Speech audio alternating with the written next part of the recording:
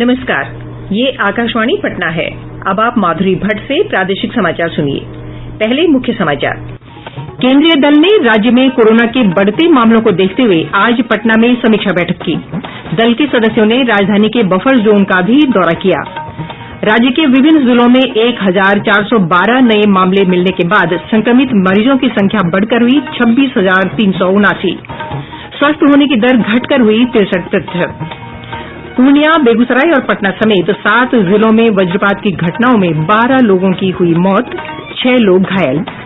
और मौसम विभाग ने अगले 72 घंटों के दौरान किशनगंज, पूर्णिया और कटिहार में भारी बारिश और वज्रपात को लेकर जारी किया रेड अलर्ट। अब समाचार विस्तार से।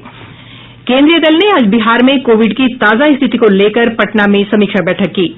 केंद्रीय स्वास्थ्य और परिवार कल्याण मंत्रालय में संयुक्त सचिव लव अग्रवाल के नेतृत्व वाले इस 3 सदस्यीय दल ने राज्य सरकार के मुख्य सचिव और स्वास्थ्य विभाग के वरिष्ठ अधिकारियों के साथ कोविड की स्थिति से जुड़े विभिन्न पहलुओं पर विचार विमर्श किया और इस दौरान स्वास्थ्य अधिकारियों को जरूरी सुझाव दिए।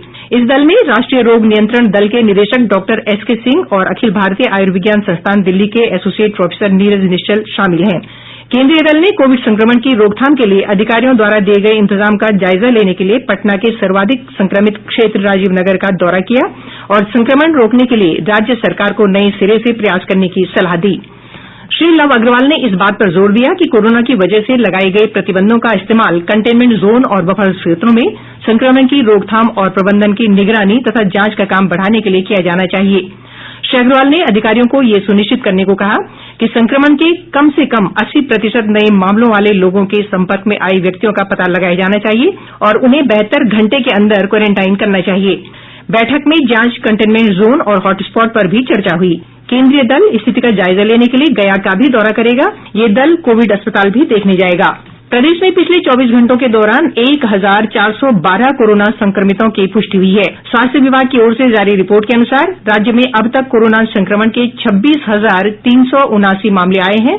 राज्य में कोरोना संक्रमण से 208 लोगों की मौत हुई है। वहीं राज्य में पिछले 24 घंटों में 826 लोगों के स्वस्थ होने के साथ ठीक होने वाले मरीजों की संख्या 16,597 हो गई है। पूरे प्रदेश में सक्रिय मरीजों की संख्या 9,602 है। मरीजों के स्वस्थ होने की दर 63% है। शेखपुरा सिविल सर्जन कार्यालय के प्रधान लिपिक के कोरोना संक्रमित पाए जाने के बाद कार्यालय को बंद कर दिया गया है। इसके अलावा सदर अस्पताल की एक महिला स्वास्थ्यकर्मी और डीडीसी कार्यालय के कर्मी के भी संक्रमित होने की खबर है। अरवल जिले में कृषि विभाग के डाटा ऑपरेटर के कोरोना पॉजिटिव पाए जाने के बाद कृषि भवन को 3 दिनों के लिए सील कर दिया गया है और पूरे भवन को संक्रमण मुक्त किया जा रहा है। जिला कृषि पदाधिकारी ने बताया कि सभी कर्मचारियों को होम क्वारेंटाइन कर दिया गया है और दूरभाष पर 24 घंटे उपलब्ध रहने का निर्देश दिया गया है। राज्य में कोरोना संक्रमण के प्रभाव को देखते हुए केंद्रीय विधि और सूचना प्रौद्योगिकी मंत्री रविशंकर प्रसाद ने आज पटना में समीक्षा बैठक की। पटना में कोरोना संक्रमण के फैलाव को देखते हुए उन्होंने राज्य सरकार को अस्पतालों की संख्या बढ़ाने को कहा। श्री प्रसाद ने पटना एम्स में कोरोना मरीजों की बढ़ती संख्या को देखते हुए बेड की संख्या और आईसीयू के विस्तार पर विशेष बल दिया। केंद्रीय मंत्री ने सभी डॉक्टरों, नर्सों और स्वास्थ्य कर्मियों से अपील करते हुए कहा कि ये बहुत ही चुनौती भरा समय है। वे अपने सेवा भाव की परंपरा के अनुसार तत्पर रहें, यही जनता की अपेक्षा है।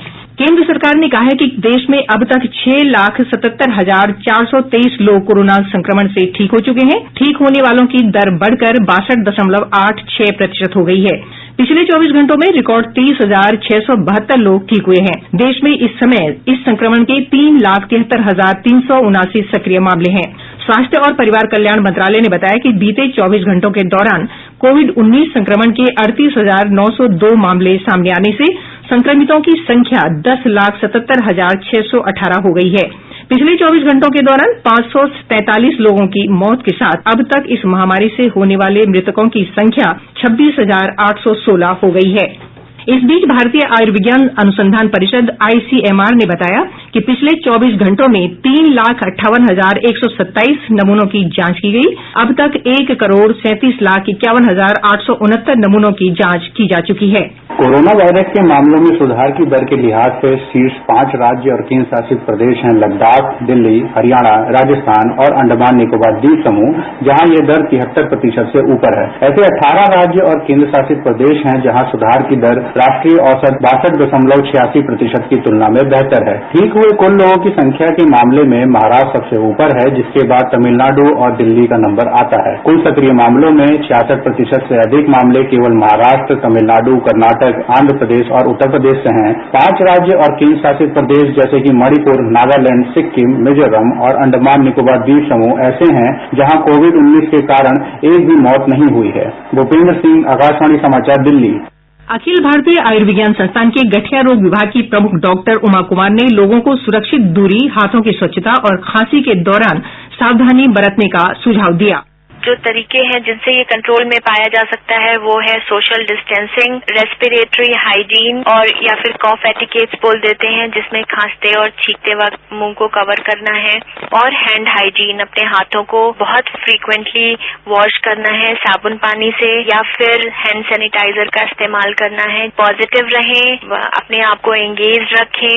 Public health foundation of India के अध्यक्ष डॉक्टर के श्रीनाथ रेड्डी ने बताया कि कोविड-19 की रोकथाम के मामले में भारत दुनिया में दूसरे हिस्सों की तुलना में बहुत बेहतर स्थिति में है। इसकी रोकथाम के लिए जो उपाय किए गए हैं उनसे इस महामारी से काफी हद तक बचा जा सकता है।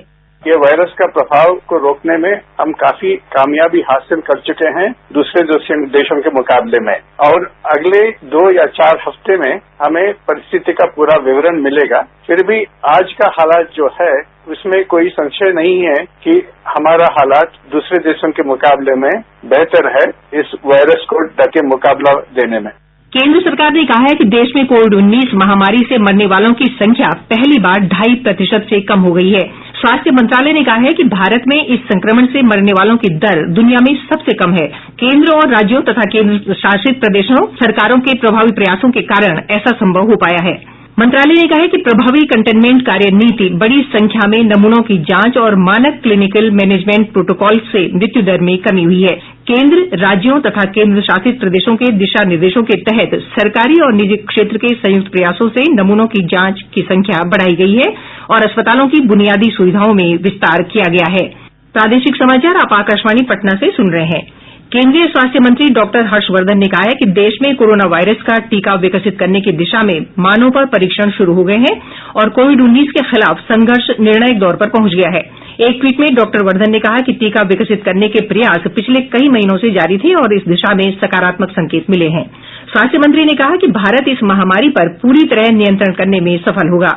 उन्होंने बताया कि प्रारंभिक परीक्षणों में कोई दुष्प्रभाव सामने नहीं आए हैं। मंत्री ने कहा कि ये परीक्षण 14 संस्थानों में चल रहे हैं। उन्होंने कहा कि आईसीएमआर के वैज्ञानिक सभी आंकड़ों पर नजर रख रहे हैं। केंद्रीय विधि और सूचना प्रौद्योगिकी मंत्री रविशंकर प्रसाद ने कहा है कि नागरिकों से संबंधित डेटा पर समुदाय और देश का अधिकार होता है। उन्होंने कहा कि सरकार डेटा की संप्रभुता पर कभी समझौता नहीं करेगी। श्री प्रसाद ने कहा कि केंद्र सरकार जल्द ही डेटा सुरक्षा संबंधी कानून लाएगी और संसद की प्रवर समिति इस मामले पर विचार कर रही है।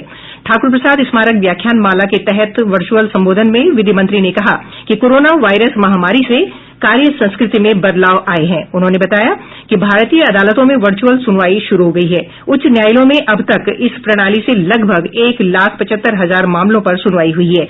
निचली अदालतों ने भी 7,34,000 से अधिक मुकदमों की सुनवाई की है और उच्चतम न्यायालय ने 7,800 मुकदमों की वर्चुअल सुनवाई की। श्री प्रसाद ने कहा कि सभी लोगों को डेटा और गोपनीयता के बारे में सावधान रहना चाहिए। उन्होंने डिजिटल आधारित सेवाओं की सराहना करते हुए कहा कि इनसे देश सशक्त हो रहा है। पूर्णिया, बेगूसराय, पटना और सहरसा समेत राज्य के 8 जिलों में वज्रपात की घटनाओं में 12 लोगों की मौत हो गई और 6 लोग घायल हो गए।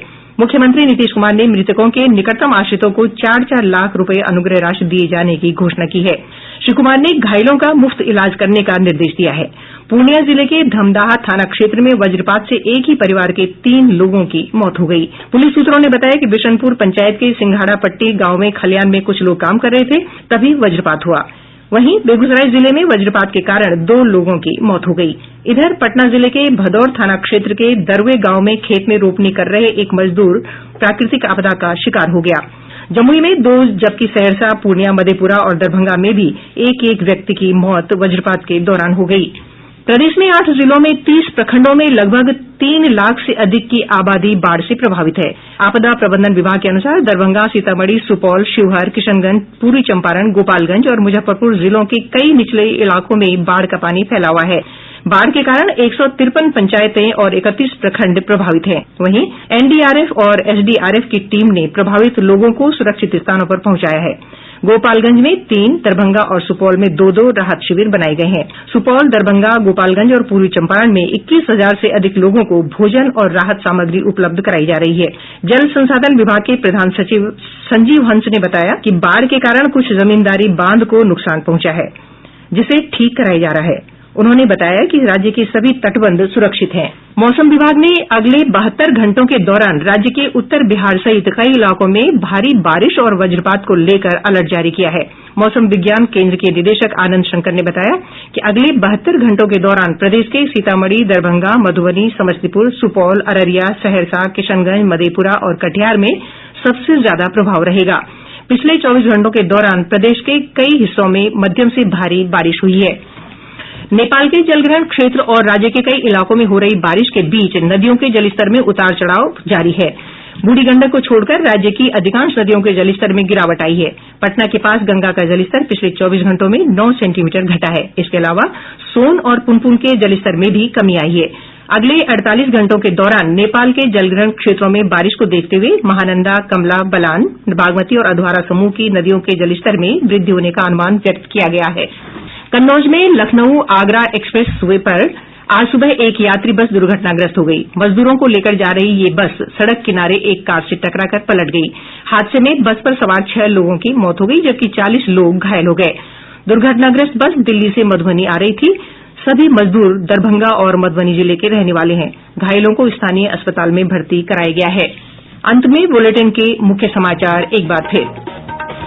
केंद्रीय दल ने राज्य में कोरोना के बढ़ते मामलों को देखते हुए आज पटना में समीक्षा बैठक की। दल के सदस्यों ने राजधानी के बफर जोन का भी दौरा किया। राज्य के विभिन्न जिलों में 1412 नए मामले मिलने के बाद संक्रमित मरीजों की संख्या बढ़कर हुई 26,379। स्वस्थ होने की दर घटकर हुई 63%।